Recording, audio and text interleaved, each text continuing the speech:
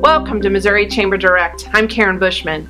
Two important business bills have become law in Missouri thanks to successful veto override votes.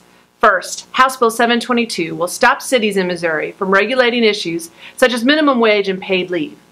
Lawmakers also passed House Bill 150, which reforms Missouri's unemployment compensation system and protects it from going into debt. But these significant successes were overshadowed by a failed vote to pass right to work in Missouri. Representative Eric Burleson sponsored the bill and urged his colleagues to pass the bill just before the vote. This is creating or upholding that freedom that we all hold very dear, the right of association, and bring things back to the way they should be, back to the worker.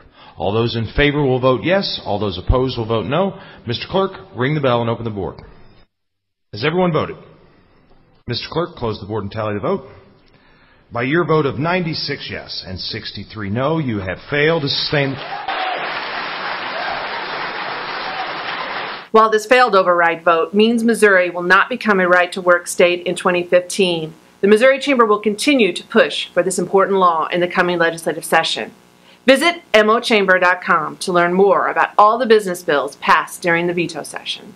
In other news, the Missouri Chamber Legal Foundation is advocating for employers in a case in front of the Missouri Supreme Court. Earlier this month, the court heard arguments in the case of Greer versus Cisco Food Services. The case threatens to reopen long-settled injury claims.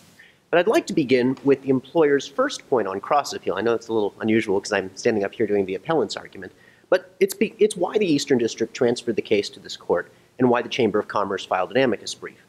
In Section 287.170 of the revised statutes, the workers' compensation law provides that temporary total disability benefits, quote, shall be paid throughout the rehabilitative process.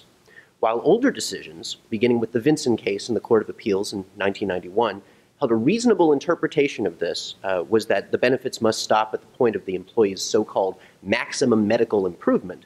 In 2005, the General Assembly amended the workers' compensation law to require, in Section 287.800, that all its provisions be strictly construed.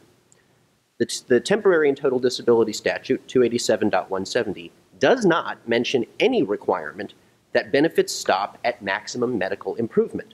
Instead, it requires that they continue throughout the rehabilitative process. There's no dispute that the phrase maximum medical improvement does not appear in the workers' compensation law.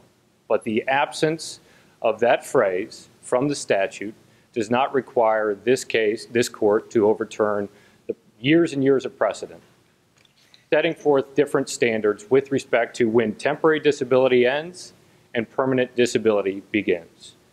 We're talking about strict construction. This court recently, in the Templemeyer case, told us what that means. The court held a strict construction of a statute presumes nothing that is not expressed. The operation of the statute must be confined to matters affirmatively pointed out by its terms and to cases which fall fairly within its letter. Greer versus Cisco Food Services is now awaiting a decision by the court. Watch mochamber.com for updates from our legal foundation on this important case. Finally, the U.S. Chamber's Institute for Legal Reform has issued an alarming study ranking Missouri's legal climate 42nd in the nation. The new ranking supports calls from the Missouri Chamber for meaningful legal reform in our state. The Missouri Chamber's Dan Meehan made his case for reform in a video that accompanied the report. This should be a wake-up call to Missouri policymakers. We've got to fix this. We've had an activist Supreme Court radically lower the burden of proof in discrimination complaints, and the only people that are benefiting from this are the plaintiff lawyers, the fat cat attorneys that are bringing these cases to court. To learn more about Missouri's poor legal climate rating, visit instituteforlegalreform.com/states. That's all for Missouri Chamber Direct. Make sure to visit mochamber.com to learn more about the events and programs we have planned through the end of 2015, including our annual meeting on November 19th. Thanks for watching.